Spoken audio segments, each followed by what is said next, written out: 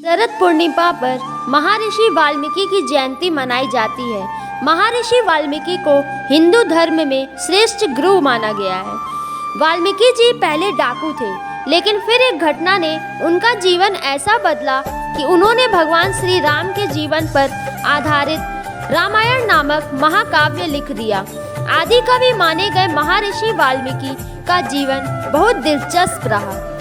आज महर्षि वाल्मीकि जयंती के शुभ अवसर पर हमारे विद्यालय की छात्रा वाल्मीकि जी की छाया प्रदर्शन कर रही है और इसके उपलक्ष्य में मैं एक कविता प्रस्तुत करने जा रही हूँ। सोच को बदलो तो सितारे बदल जाते हैं, नज़र को बदलो तो नज़ारे बदल जाते हैं। किश्तियाँ बदलने को कौन कहता है यारों, दिशाएं बदलो तो किनारे बदल जाते हैं। सोच बदलते ही अंतर मन में युद्ध ठन जाता है। रत्नाकर जैसा डाकू भी महर्षि वाल्मीकि बन जाता है, जिसके जीवन पथ पर चारों ओर अंधेरा था, नई डकैती के साथ नए पाप का सवेरा था। तो वाल्मीकि जी की कहानी प्रस्तुत करने जा रही हूँ कि कैसे वो एक डाकू से वाल्मीकि जी बने।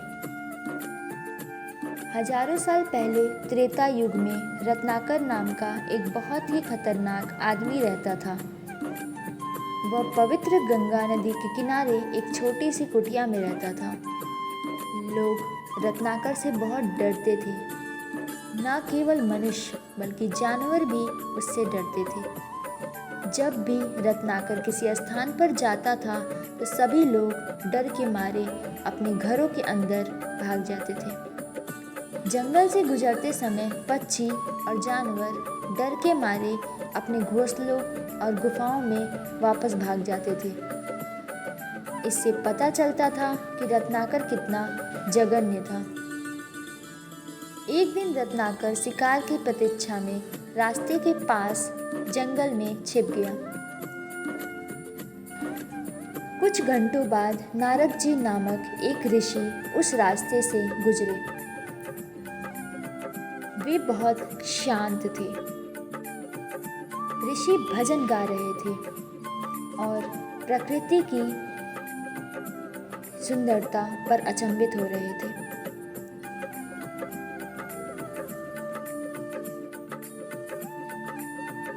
तभी अचानक रत्नाकर पत्थर से बाहर निकले और आदेश दिया, तुम जो कुछ भी ले जा रहे हो मुझे दे दो, नहीं तो मैं तुम्हें नुकसान पहुंचा दूंगा।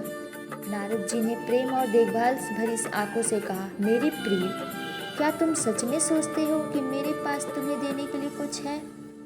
मेरे पास अभी केवल पुराने कपड़े हैं जो मैं पहन रहा हूँ। यदि तुम उन्हें लेना चाहते हो तो कृपया ले लो। उत्तर सुनकर रत्नाकर चौंक गया। वह झिझका और सीधे ऋषि की आंखों में देखने लगा। यह देखते ही रत्नाकर का गंदा और दुष्ट मन नरम पड़ गया। नारद जी इस परिवर्तन से अवगत थे। वह मुस्कुराए और धीरे धीरे वर्णन करने लगे कि दूसरे जीवों की हत्या करना कितना बड़ा पाप है और दूसरे की मेहनत से कमाई गई चीज़ों को चुराना गलत है। अंत में नारद जी ने कहा, तुम्हारा परिवार तुम्हारे पाप कर्मों का फल भोग सकता है, लेकिन वे तुम्हारे किसी भी पाप में भागीदार नहीं होंगे। अंत में तुम ही हो जिसे दंड मिलेगा। रत्नाकर को अपनी गलती का एहसास हुआ और उसने नारद जी के पैर छुए। रत्नाकर ने बड़े आंसू बहाते हुए क्षमा मांगी। नारद जी ने उसे क्षमा कर दिया और उसे पवित्र शब्द राम का जाप करना सिखाया। रत्नाकर के बिना रुके दिन रात पवित्र शब्द राम का जाप करना शुरू कर दिया। कई साल बीत गए जब वे बिना सोए और बिना खाए राम का जाप करते रहे। उनकी एकाग्रता का स्तर इतना अधिक था कि जल्द ही उनके नग्न शरीर पर एक चींटी का टीला उगने लगा। नारद जी उनके समर्पण से प्रभावित हुए और उस स्थान पर वापस आए। नारद जी ने सावधानी पूर्वक चींटी के टीले और रत्नाकर के शरीर से मिट्टी को हटाया। उस दिन नारद जी ने रत्नाकर को अब से ऋषि घोषित कर दिया। उन्होंने कहा, अब से आप वाल्मीकि नाम से अपना नया जीवन शुरू करेंगे, क्योंकि आपका पुनर्जन्म एक वाल्मीकि चींटी के टीले के माध्यम से हुआ है। रत्नाकर फूट फूट कर रो पड़े और वाल्मीकि जी के रूप में अपना नया जीवन शुरू करने के लिए चले गए। उन्होंने गंगा नदी के तट पर एक आश्रम बनाया।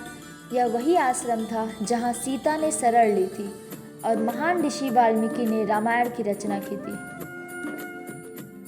धन्यवाद।